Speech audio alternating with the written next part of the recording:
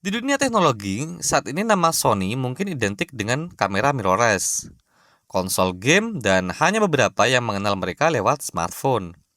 Namun, apakah Anda tahu bahwa sebelum Sony mengeluarkan seri Xperia, mereka biasa dikenal dengan nama Sony Ericsson? Kita akan sedikit membahas bagaimana kiprah dan sejarah Sony Ericsson.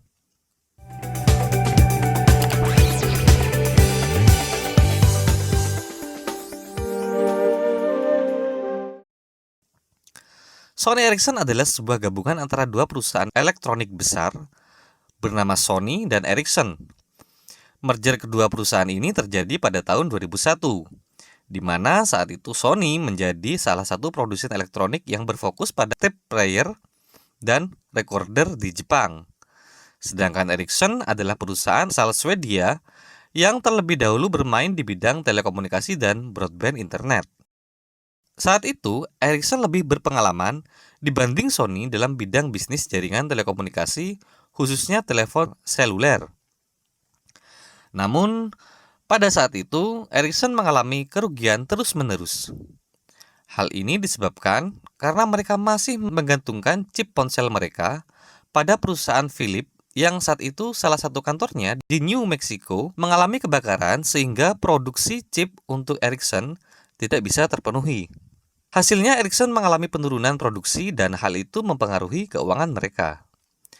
Pada tahun 2001, Sony dan Ericsson mengumumkan kesepakatan mergernya ke publik dengan visi dan misi yaitu menciptakan ponsel yang tidak hanya berfungsi sebagai alat komunikasi, namun juga sebagai alat entertainment atau hiburan. Sony Ericsson mulai berfokus pada fitur-fitur yang tidak dimiliki oleh rival bisnisnya, terutama Nokia, yang saat itu masih menguasai pasar ponsel. Sony Ericsson mulai menciptakan ponsel dengan kamera yang tidak main-main. Dengan seri Cybershot, mereka juga mengembangkan ponsel dengan kemampuan pemutar musik milik Sony dengan seri Walkman, serta digunakannya sistem operasi Symbian yang memungkinkan penggunanya menggunakan teknologi PDA atau Personal Digital Assistant yang saat itu menyasar pasar eksekutif bisnis.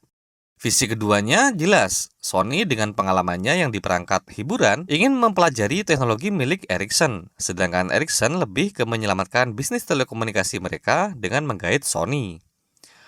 Motivasi keduanya menciptakan produk yang benar-benar inovasi di dunia telepon seluler saat itu. Beberapa produk mereka yang sukses di pasaran seperti Sony Ericsson T610 dan P900 di tahun 2013.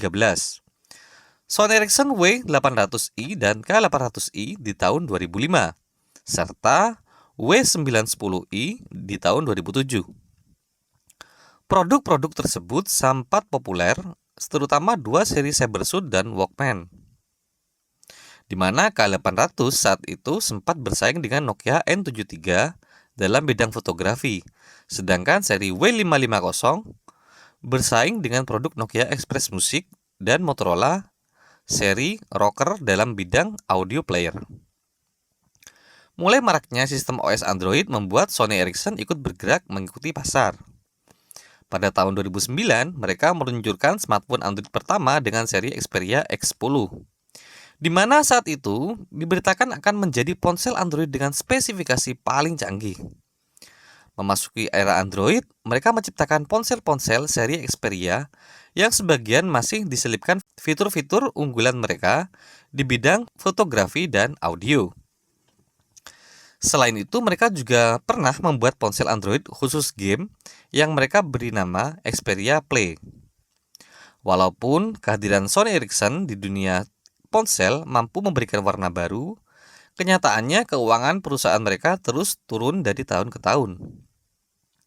Tercatat ada 3 masalah besar dalam perjalanan Sony Ericsson dan menjadi alasan mengapa mereka tidak cukup sukses di pasaran. Salah satu masalah besar yang terjadi di Sony Ericsson bahwa mereka hanya mengejar inovasi tanpa tahu apa yang pasar inginkan dan pasar butuhkan. Kedua, mereka terlalu banyak berinvestasi pada suatu produk yang kedepannya sudah tidak digunakan. Sebagai contoh, teknologi CDMA yang saat itu gagal bersaing dengan GSM. Dan yang ketiga, mereka terlalu sibuk menggunakan sistem cost cutting program. Pada tahun 2008, Sony Ericsson punya 12.000 karyawan. Dan setelah mereka menerapkan program cost cutting tersebut, jumlah karyawannya hanya tersisa sekitar 5.000 karyawan, dan itu tidak mengejar produksi perangkat mereka. Tahun 2012, Sony membeli seluruh saham Ericsson di perusahaan, dan inilah akhir kisah perjalanan kolaborasi Sony dengan Ericsson. Dan akhirnya, Sony mengubah nama lini telekomunikasi mereka dengan nama Sony Mobile Communication, yang pada kuartal pertama 2012, Sony Mobile merupakan perusahaan produksi ponsel terbesar ke-10 di dunia.